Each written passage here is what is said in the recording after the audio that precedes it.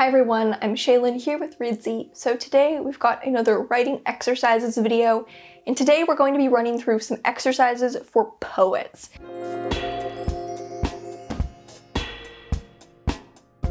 Now the fun thing about poetry is that poems are often, not always, but often pretty small, pretty bite-sized. So doing a lot of writing exercises for poetry can be really helpful to keep that inspiration flowing and keep getting new ideas, because you're often working on very small micro projects. You know, a novelist may only need one idea for a novel every couple of years, but as a poet, you're going to be writing probably a lot of different poems, maybe on very different concepts, much more often because the projects are so much shorter. So having a good arsenal of writing exercises you can turn to if you get stuck can be super helpful. So the first exercise is the free write. This is probably the simplest writing exercise, and honestly, it's great for any form if you're stuck. Set a timer, maybe give it 10 or 15 minutes, and start writing. And it's great to do this by hand, and just don't stop writing. Literally do not allow yourself to stop writing until the timer goes off. You don't ever want to be stopping to think about what to write next. Just write random sentences. They can be completely unconnected. You can just write random words. If you're really stuck, just start drawing spirals on the page. Once you're done, look at your free write and see if there's anything in there that you actually want to draw from. Maybe you have just a couple really interesting images or insights. Or one thing you can try is to type up your free write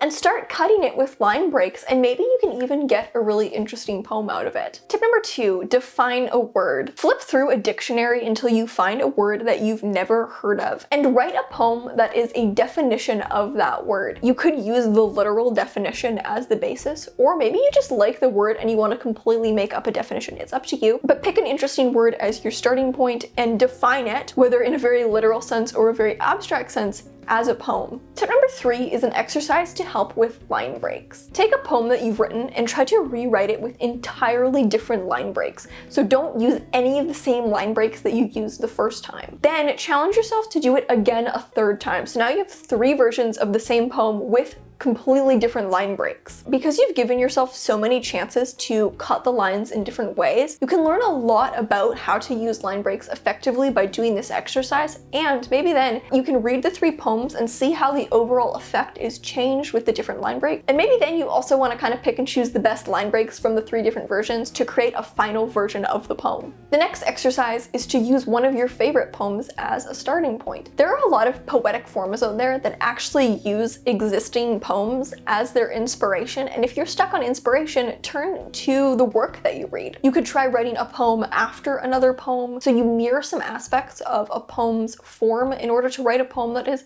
in conversation with that poem. Or you might use a form like a cento or a glossa, both of which use quotes or passages from existing poems as the starting point. In fact, with a cento, you don't write any new words. You just take lines from a bunch of different poems, splice them together to make a new poem. These types of found poetry are a fantastic route to take. You can learn so much by interacting with the work of other poets. Here's a fun one that you can use if you're trying to expand your vocabulary or the typical range of vocabulary you use in your work. Look up a word in a thesaurus, maybe one of your favorite words, and challenge yourself to use a synonym of that word in every single line of the poem. Or if you want to work on your poetic devices, try the simile exercise.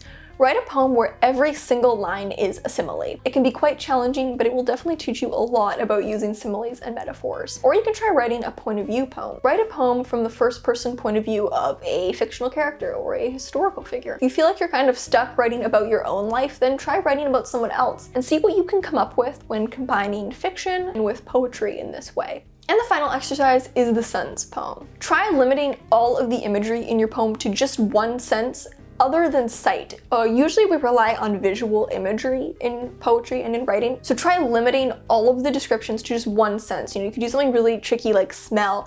Or another thing, you could try writing the same poem multiple times, but with a different sense. So first I'm going to do it just with smells, then I'm just going to do it with touch. So those are a few different exercises for poets, whether to use if you're stuck or just to help improve your poetic skills and your ability to handle language. I would love to hear your favorite poetic exercises for when you're stuck or that have helped you improve. Thank you so much for watching. Remember to subscribe and turn on notifications so you don't miss any new videos from us. We've got new writing, editing, and publishing tips every Tuesday and Friday. Until next time, bye!